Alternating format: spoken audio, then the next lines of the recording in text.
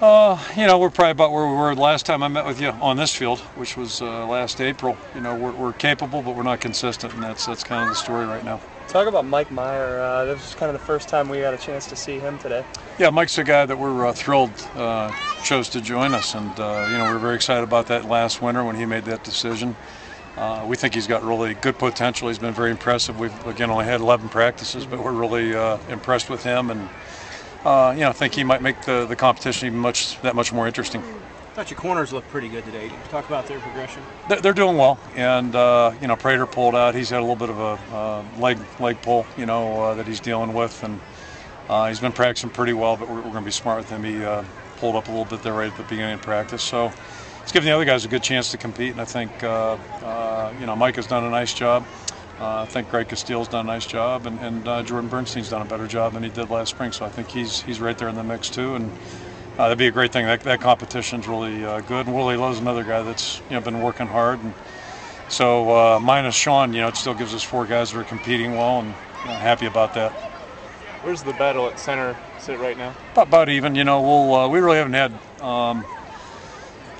any in-depth personnel conversations as a staff. We're going to do that tomorrow after we look at this tape, and just for the pure reason I always like to resist the temptation of, especially the first-year guys, let's not make a judgment after one day, which is everybody's dying to do. And then just overall, I think 11 days, gives you a little better opportunity to judge everybody, and then moving forward here, this next week's going to be a big week too. But I think it's our feeling right now, just with the offensive line, the first 6 guys right now are kind of on one line, and then I think we've got a drop down to the next line, and it's just we really need to, the first group's got to improve, but that second group's got to come along too. We're not there yet with them. Can you talk a little bit about running back depth behind your top 2 with Brandon not here? Well, it's pretty obvious right now. We got the first 2 guys, and then we've got Pocky. Then after that, it's wide open, and unfortunately, Marcus Coker had a shoulder injury, fairly early into camp. I think it was Sunday or Monday, whatever day it was. It was, we weren't too far along the road. So that's unfortunate because, he might have had an opportunity, he and DeAndre's working hard. And, I guess the good news is that both, Jewel and Adam are both really practicing very well. And, Jewel looks like a guy that had a year away. He's really going full speed and really has been very, very impressive. What kind of timetable is there for Coker's return? I think we're looking at probably, probably from this point, what I've been told, maybe a week to 2 weeks, which is good. We were fearful it might be more than that. Is Rogers strictly a fullback now? I'm sorry? Rogers? Yeah, mainly, but if we have to, he might be a guy who could do both. But we've worked him more at fullback and happy with his progress. Injury-wise, it's been a positive too, and I hate to talk about that too much, but it seems like we had, what am I missing? Well, Coker's probably the biggest one. Then everything today was pretty minor. I mean, it's not bumps and bruises, contusions, that type of thing, so I consider contusions minor, part of the game. What about kick and punt returners right now? Where does that look? We really haven't had any conversation. We'll start thinking about that a little bit more. But the good news is I think we got a pool of guys to draw upon, and certainly if we can stay healthy, that'll help give us some depth. If our problems recently have been, guys getting injured, or we get thin at a position, so you're reluctant to use people, and so far so good so far. Would you consider Keenan back there? Was that bad grammar? Yeah, he's a candidate. He's a candidate for sure. What about his progression? I mean, size-wise, he's a big receiver. He's really taken a step, and that's good. And that's part of. I'm not saying it's an A.J. Eads story, but it's a little bit like that. He played last year.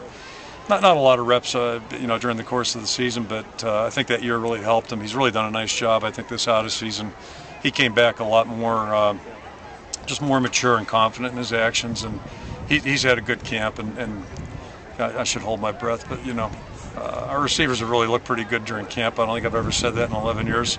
As a group, I mean, we've had guys really performing well, but as a group right now, it might be the most positive thing that I've seen. Let's see what they do this week, and Darrell's really done a nice job. How's that? When's the last time I said that?